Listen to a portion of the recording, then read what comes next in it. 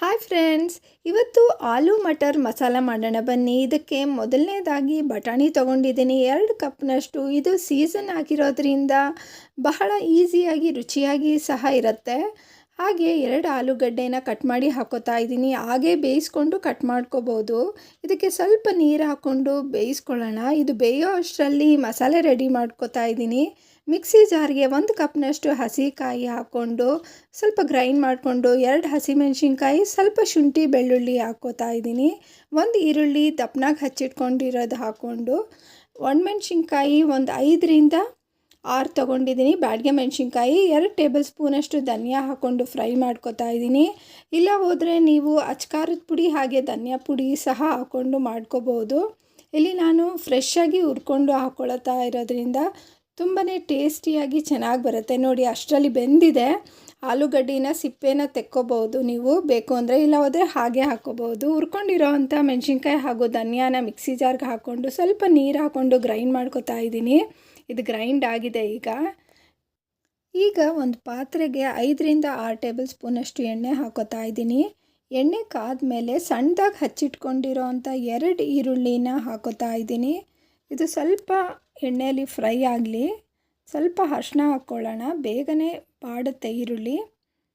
ಇದಕ್ಕೆ ನಾವು ಬೇಕು ಅಂದರೆ ಹೆಚ್ಚಿಗೆ ಸ್ಪೈಸಸ್, ಸೋಂಪು ಹಾಗೆ ಚಕ್ಕೆ ಲವಂಗ ಎಲ್ಲ ಹಾಕೋಬೋದು.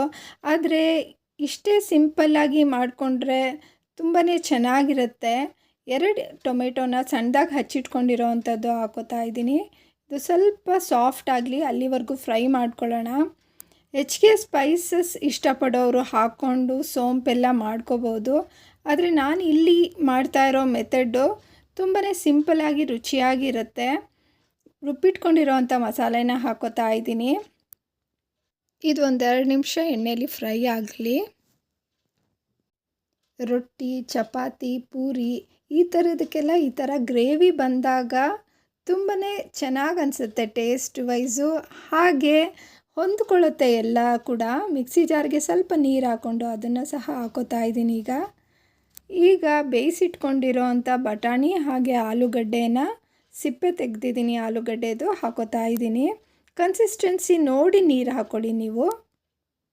ಆಲೂಗಡ್ಡೆ ಸ್ಮ್ಯಾಶ್ ಮಾಡ್ಕೊಳ್ಳೋದ್ರಿಂದ ತಿಕ್ನೆಸ್ ಬರುತ್ತೆ ಮಸಾಲೆ. ನೋಡಿ ಎಷ್ಟು ಕಲರ್ಫುಲ್ ಆಗಿದೆ. ನಾನು ಇನ್ನೇನು ಎಕ್ಸ್ಟ್ರಾ ಕಲರ್ ಏನೂ ಹಾಕಿಲ್ಲ. ಬ್ಯಾಡಗೆ ಮೆಣಸಿನ್ಕಾಯಿ ಹಾಕಿರೋದ್ರಿಂದ ಒಳ್ಳೆ ಕಲರ್ ಇದೆ. ಈಗ ರುಚಿಗೆ ತಕ್ಕಷ್ಟು ಉಪ್ಪು ಹಾಕ್ಕೊಂಡು ಕುದಿಲಿಕ್ಕೆ ಬಿಡೋಣ ಇನ್ನೊಂದು 2 ನಿಮಿಷ. ಈ ಥರ ರೆಸಿಪೀಸು ಮಕ್ಕಳಿಗಂತೂ ತುಂಬಾ ಇಷ್ಟ ಆಗುತ್ತೆ. ಲಂಚ್ ಬಾಕ್ಸ್ಗಾಗಿರ್ಬೋದು ಅಥವಾ ವೀಕೆಂಡ್ ಸ್ಪೆಷಲ್ ಅಂತ ಸಹ ಮಾಡ್ಕೋಬೋದು. ತುಂಬ ಇಷ್ಟಪಟ್ಟು ತಿಂತಾರೆ. 2 ಕುದ್ದಿದ್ದಾದಮೇಲೆ ಸ್ವಲ್ಪ ಗರಂ ಮಸಾಲ ಪೌಡರ್ ಹಾಕ್ಕೊಳ್ಳೋಣ. ಈಗಲೇ ಹಾಕ್ಕೊಂಡ್ರೆ ಅದು ಒಂಥರ ಕಹಿ ಅಂಶ ಅನಿಸ್ಬಿಡುತ್ತೆ, ಚೆನ್ನಾಗಿ ಅನಿಸೋದಿಲ್ಲ. ಹಾಗೆ ಇದ್ದರೆ ಕಸೂರಿ ಮೇಥಿ ಕೂಡ ಹಾಕ್ಕೋಬೋದು. ನಾನಿಲ್ಲಿ ಹಾಕಿಲ್ಲ. ಹಾಗೆ ಕೊತ್ತಂಬರಿ ಸೊಪ್ಪನ್ನು ಹಾಕ್ಕೊಂಡು ಅಲಂಕಾರ ಮಾಡಿಕೊಂಡ್ರೆ ಆಲೂ ಮಟರ್ ಮಸಾಲ ರೆಡಿಯಾಗಿರುತ್ತೆ. Thank you for watching. Bye.